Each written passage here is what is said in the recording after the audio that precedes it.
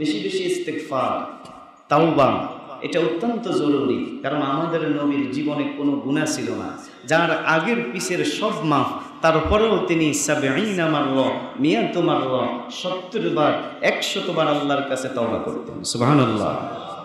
আমাদের জীবনের প্রত্যেকটা কদমে কদমে গুনাহ, নাফরমানি। এজন্য বেশি বেশি জবানের ভিতরে ইস্তিগফার জারি রাখবো। ইস্তিগফার জবানে করব, মনে মনে স্মরণ করব, আল্লাহ আমি আর জীবনে কখনো করব না, মেহেরবানি করে আপনি আমাকে মাফ করে দেন। আমিন বলেন।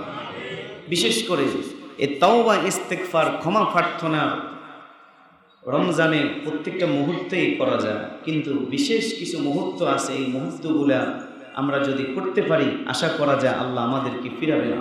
বিশেষ করে ইফতারের পূর্ব মুহূর্ত, বলেন কোন সময়? ইফতারের পূর্ব মুহূর্ত আমরা প্রত্যেকেই মনে মনে দোয়া করব, আল্লাহুম্মা ইয়া ওয়াসিআল মাগফিরাতি ইগফিরলি, অথবা আল্লাহুম্মা ইয়া ওয়াসিআল ফাদলি ইগফিরলি, যেটাই পড়েন অসুবিধা নেই।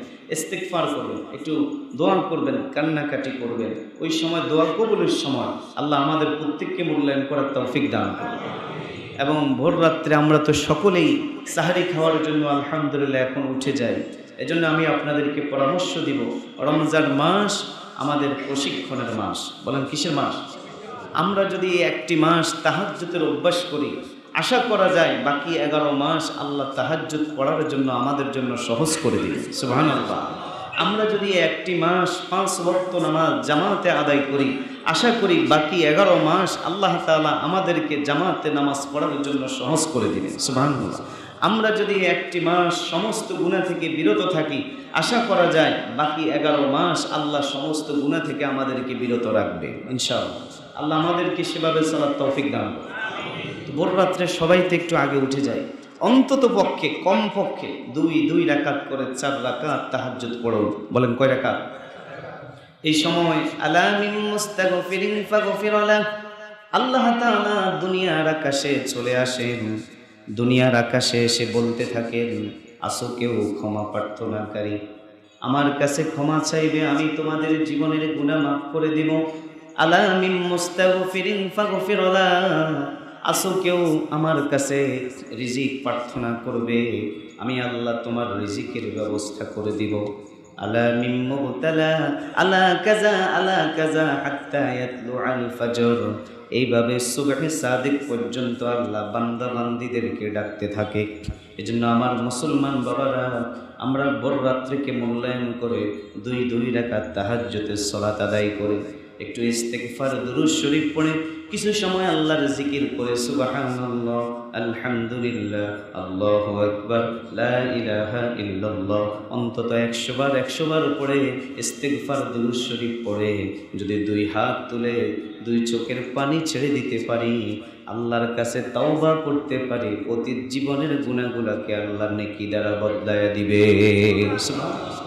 একটু অভ্যাস করা দরকার। এজন্য প্রত্যেকেই ভোর রাত একাকী সময় কান্নাকাটি করবে, চোখের পানির অনেক দাম।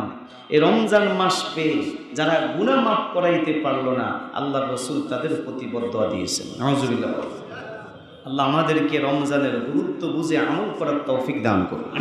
তাহলে 2টা কাজ করলে আল্লাহ খুশি, বেশি বেশি জিকির, বিশেষ করে লা ইলাহা ইল্লাল্লাহ। 2 নম্বর ইস্তিগফার। বলেন কি? এরপরে রাসূল বলেন আরো 2টা কাজ আছে, এটা না করে তোমাদের কোনো উপায় নাই। 1 নম্বর হলো ফাতাসআলুনাল জান্নাহ, তুমি বেশি বেশি রমাদানে জান্নাতের প্রার্থনা করবে। সুবহানাল্লাহ। ওয়া তাউযুনা মিহি মিনান নার, এবং জাহান্নাম থেকে আল্লাহর কাছে পানা চাইবে। জান্নাতের প্রার্থনা, জাহান্নাম থেকে পানা, যখনই দোয়া করব তখনই জাহান্নাম থেকে মুক্তি চাবো, জান্নাতের আশা করব। আল্লাহুম্মা ইন্নী আসআলুকাল জান্নাতা ওয়া আউযু বিকা মিনান নার, এইভাবে বেশি বেশি যদি পড়তে পারি, রাসূল বলেন এই 2টা প্রার্থনা যদি করো তোমার লাভ হবে, তুমি জাহান্নাম থেকে মুক্তি পাবে, জান্নাতি হয়ে যাবে। সুবহানাল্লাহ। এক হাদিসে আছে, কেউ যদি আল্লাহর কাছে প্রতিদিন 3 বার করে, সকালে 3 বার, সন্ধ্যা 3 বার যদি জান্নাতের প্রার্থনা করে, জান্নাত আল্লাহকে বলে, আল্লাহ আপনার বান্দা আমার কাছে আসার জন্য আগ্রহী, আপনি কেন তাকে আমার থেকে দূরে রাখবেন, দয়া করে আমার ভিতরে তাকে প্রবেশ করায় দেন। সুবহানাল্লাহ।